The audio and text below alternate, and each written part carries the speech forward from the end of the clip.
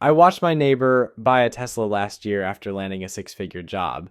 3 months later, he's asking to borrow my lawnmower because he can't afford to fix his. That's not a joke. That's math failing in real time. You know what nobody talks about? The fact that making more money is a complete scam if you're doing it wrong. The problem isn't their income, it's what I call the gap, or more accurately, the complete absence of one. Let me explain what I mean. If you earn $50,000 and spend $40,000, you've got a $10,000 gap. That's your profit margin. That's the raw material of actual wealth. Now take someone pulling in 200 grand who spends every penny of it. Their gap, zero. Despite earning 4 times as much, they're not getting wealthier at all. They're just moving more money around. This is the metric nobody talks about, but everyone should obsess over. Not your salary, not your net worth, your gap, the space between what comes in and what goes out. Here's what makes this particularly brutal. The gap has a natural enemy, and that enemy is winning for most people. It's called Parkinson's law, and in the context of money, it means your expenses will always rise to meet your income. Always. It's like financial gravity. You get a raise? Congratulations, time to upgrade that apartment. Like, promotion comes through, better lease something nicer to park in the company lot. That bonus hits, you've been eyeing those renovations for months. The average American saves less than 5% of their income. 5%. And this holds true whether you're making $30,000 or $300,000. The percentage barely budges because as the income climbs, the spending climbs right alongside it. You're on a treadmill processing enormous amounts of money for the benefit of landlords, car dealerships, and restaurants, while keeping almost none of it for yourself. Think of it like running a business with a 1% profit margin. Sure, you might have 10 million in revenue, but if you're only keeping 100,000, you're one bad quarter away from disaster. High income with a low gap isn't wealth, it's just churn. This isn't hypothetical. According to a 2023 report from Lending Club, 52% of Americans earning between $100,000 and $150,000 per year describe themselves as living paycheck to paycheck. Read that again. People in the top 20% of household incomes are financially stressed every single month. A separate survey found that 36% of people making over $200,000 also identify as paycheck to paycheck. So how do you actually widen this gap? There are 2 directions you can attack from, and most people completely ignore the more powerful one. First, defense. The bottom line, your expenses. And no, I'm not about to lecture you about lattes. You know my stance on this by now. That $3 coffee isn't destroying your financial future. What is destroying it? The big 3: housing, transportation, and food. These aren't small leaks in your budget. They're gaping holes. Let's start with cars because this one makes me irrationally annoyed. The average person will spend somewhere between $400,000 and $600,000 on vehicles over their lifetime. Just sit with that number for a second. That's a paid-off house in many parts of the country. That's generational wealth. That's financial independence. But instead, it's being converted into a depreciating asset that loses 20% of its value the moment you drive it off the lot. Keep a car for 10 years instead of trading it in every 3. Right there, you've just widened your gap by several $100s every single month. That's not deprivation, that's just not being ridiculous. Housing is the other killer, and this one's trickier because everyone's situation is different, but here's the pattern I see constantly. Someone's making $70,000 a year, spending maybe 30% of their take-home on rent. Manageable. Then they get bumped to $90,000 and suddenly they're looking at places that'll eat 40 or even 50% of their income. Why?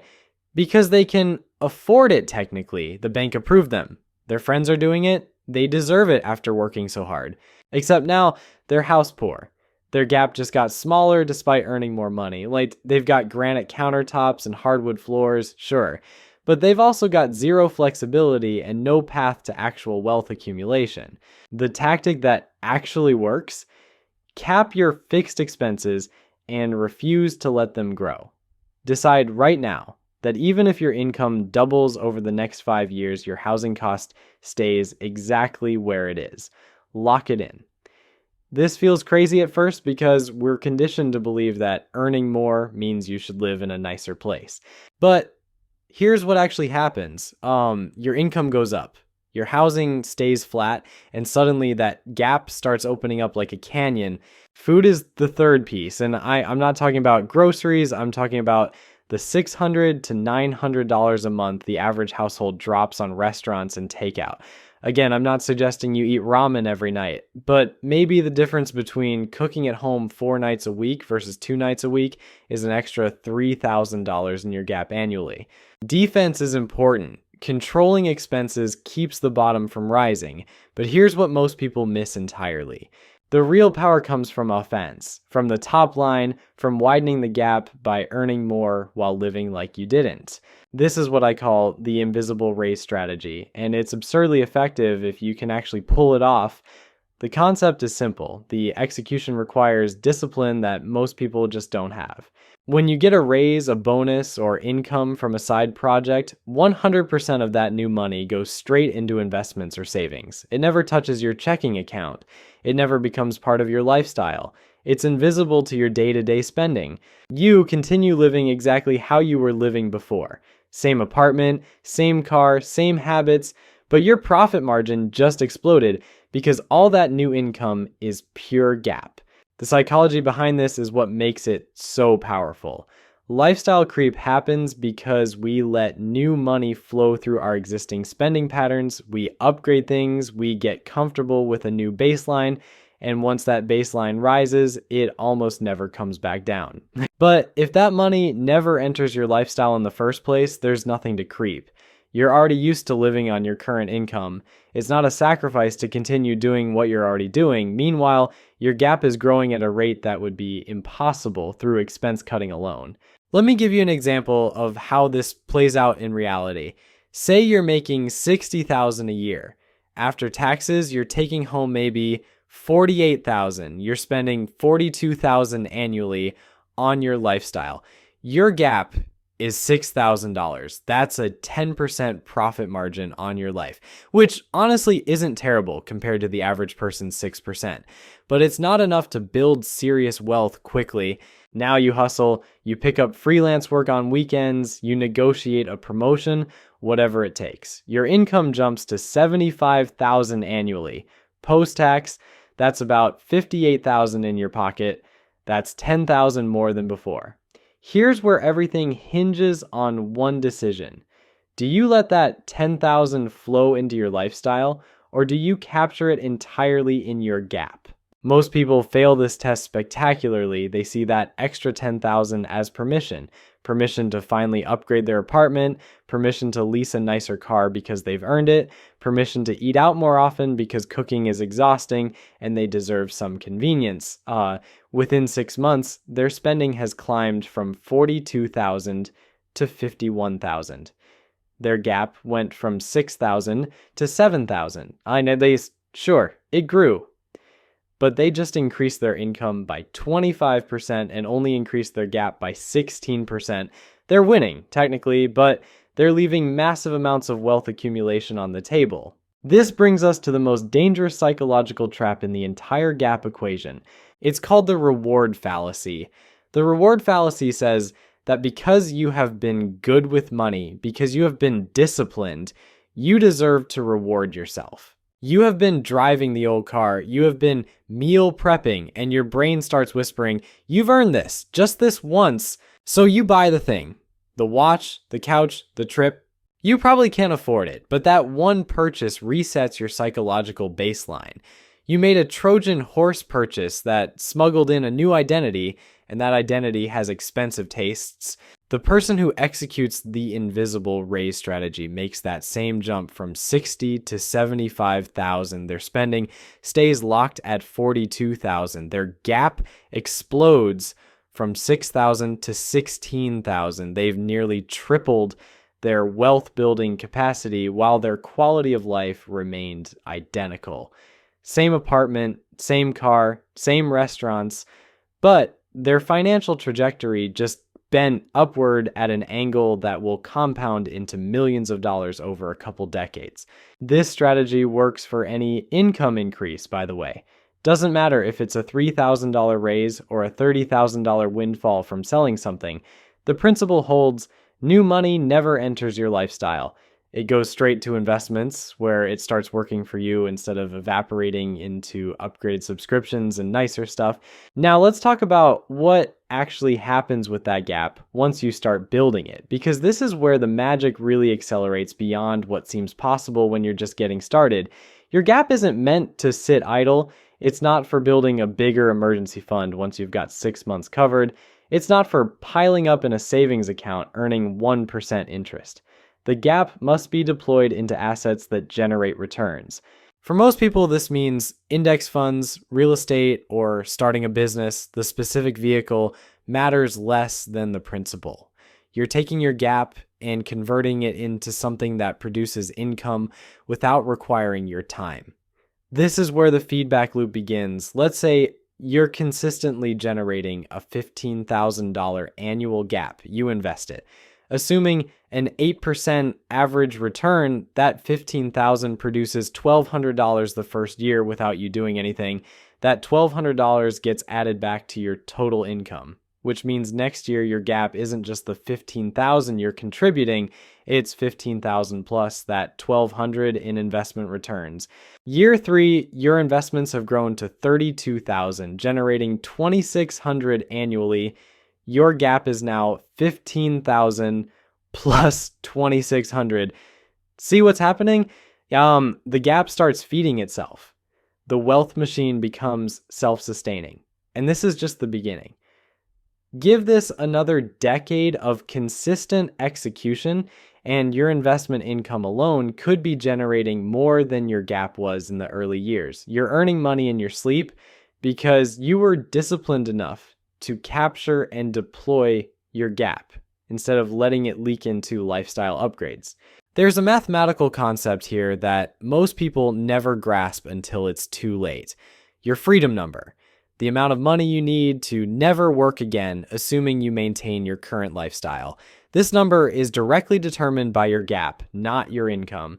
If you're spending $40,000 a year, you need roughly $1 million invested to safely withdraw $40,000 annually forever. That's your freedom number. Here's the part that will mess with your head. The wider your gap, the faster you reach that number, obviously, but it's not just about speed, it's about reducing the target itself. If you keep your spending at $40,000 while your income grows, your freedom number stays at 1 million. But if you let your spending climb to $80,000 as your income increases, your freedom number just doubled to 2 million. You're now chasing a target that's twice as far away despite earning more money.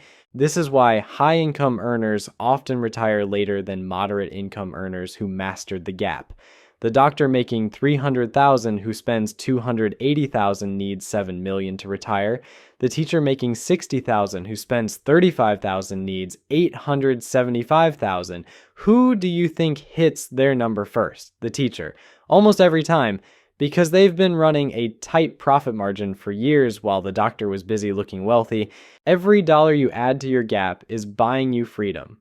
Not someday freedom, not retirement freedom, actual freedom that starts accumulating immediately. Because the wider your gap, the less dependent you are on your next paycheck. The less you need that job you hate. The more you can take risks on opportunities that could multiply your income.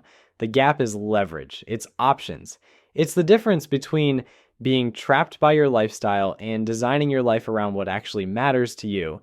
And here's something nobody talks about. The gap changes how you think about time itself. When most people think about buying 5 years of freedom, they imagine needing some massive windfall or inheritance. But the math is simpler and more brutal than that. If your gap is $20,000 per year and you need $100,000 to cover 5 years of expenses at your current lifestyle, you're exactly 5 years of disciplined execution away from buying half a decade of pure autonomy. 5 years where you could retrain for a different career, launch that business idea you've been sitting on, Travel somewhere that isn't a weekend trip squeezed between deadlines. Actually spend time with your kids while they still want to hang out with you. The gap doesn't just buy you money. It buys you the most finite resource you have, which is time itself. And unlike money, you can't earn more time once it's gone. This is where people's brains start breaking because we've been conditioned to think about money in terms of accumulation rather than conversion. We think the goal is to have a big number in our retirement account that we can look at and feel successful. But that number is meaningless until you convert it into time. Your gap is the conversion rate. A $10,000 gap converts your labor into freedom at half the speed of a $20,000 gap. Double your gap. And you've literally doubled the speed at which you're buying your life back from whoever currently owns your time. Your employer, your clients, your creditors, whoever. Now here's where this gets uncomfortable. And I need you to actually sit with this for a second instead of scrolling past it. Most people are widening other people's gaps while shrinking their own. Every monthly payment you make on a car you can't afford is widening the auto financing company's gap. Every swipe of a credit card carrying a balance is widening the bank's gap. Every rent payment on an apartment that's nicer than you need is widening your landlord's gap. You're working 40, 50, 60 hours a week to generate gap for everyone except yourself. You're an employee in your own life, making everyone else wealthy while you stay broke. The shift happens when you flip this dynamic. When you become obsessive about your own gap, the same way businesses are obsessive about profit margins. Businesses don't survive with 2% margins. They get crushed by the first economic headwind that comes along. Yet somehow, we've normalized 2% personal savings rates and called it responsible adulting. A business running a 2% margin would be considered a disaster waiting to happen. Your personal finances deserve the same scrutiny. Let's talk about what actually happens when you commit to this. Not the fantasy version where everything is easy and you're suddenly wealthy, the real version where you're driving a car that's older than your coworkers' cars and living in a neighborhood that's not quite as nice as where your friends live. Because widening the gap requires you to be okay with looking less wealthy than you could look. It requires you to value the invisible number growing in your investment accounts more than the visible signals of success that everyone else is chasing. This is the part that filters out most people. They'd rather look wealthy than be wealthy. They'd rather have the Instagram story than the brokerage statement. And that's fine. Honestly, there's no moral superiority in choosing one over the other. But you need to be clear about what you're choosing because you can't have both. The doctor with the luxury car and the big house in the nice neighborhood is making a choice. The teacher driving the 10-year-old Honda and living in the modest apartment is making a different choice. Neither is wrong, but only one of them is building a gap that will eventually buy their freedom. Here's your homework, and I actually mean this literally. Pull up your bank statements right now. Add up everything you earned last month after taxes. Then add up everything you spent.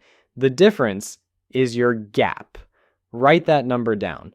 Now ask yourself if that number is acceptable. If you earned $5,000 and spent $4,800, your gap is $200, 4%. At that rate, you're buying about 2 weeks of freedom per year of work. Is that acceptable to you? Because if it's not, you now have exactly 2 levers to pull. Earn more or spend less. And unlike most financial advice that tells you to do both simultaneously and overwhelm yourself into giving up, I'm telling you to pick one, just one. Pull that lever aggressively for the next 3 months and see what happens to your gap. If you choose the income lever, every additional dollar you generate goes straight into investments. Not 90% of it, all of it. You already know how to live on your current income because you're doing it right now. Prove to yourself that you can keep living that way even when more money shows up. If you choose the expense lever, find the one big thing that's killing your gap and eliminate it. Not reduce it. Eliminate it. Trade in the finance car for something you own outright. Move to a cheaper place when your lease is up. Stop pretending you need that subscription service you haven't used in 4 months. The gap is your profit margin on life. It's the only number that determines whether you're building wealth or just processing money for other people. Widen it from either end or both ends, but widen it. Because every month you don't, you're choosing to work longer before you're free. And time is the one thing you can't go back and earn more of later. Your gap is buying your future $1 at a time. Make sure it's actually growing. So here's what it comes down to. The gap isn't some deprivation strategy where you're eating beans out of a can while your friends are out enjoying their lives. It's the opposite, actually. It's buying autonomy. Every dollar that stays in your gap instead of leaking into stuff you don't actually care about is a soldier you're deploying in the war for your own freedom. And yeah, I know that sounds dramatic, but that's literally what's happening. You're either building an army that fights for your independence, or you're funding someone else's army while yours stays non-existent. The wealthy people I know, the ones who actually have options and sleep well at night, aren't the ones with the flashiest cars. They're the ones who figured out this gap thing years ago and got obsessive about it. Not in a weird, joyless way, in a this number matters more than looking successful way. They optimized for the thing that actually produces freedom instead of the thing that produces Instagram likes. Most people never calculate their gap because they're afraid of what they'll find. They'd rather stay vaguely stressed about money than confront the specific number that explains why they feel trapped. But you can't fix what you won't measure. Pull up your accounts right now and do the math. Income minus spending equals gap. That's it. Write it down. Is it 10%, 5%, 20%? Whatever it is, that's your current conversion rate from labor to freedom. If you don't like that rate, you now know exactly which levers exist: income up, expenses down, or both. Start with one. Say, pick the easier one for your situation and attack it for 90 days, or not forever, just 90 days. Or see what happens to that gap. Because once you watch it grow, once you feel what it's like to have that number expanding instead of staying stuck, something shifts. You stop seeing money as this thing that flows through your hands and disappears. You start seeing it as the raw material of the life you actually want to live. And that changes everything.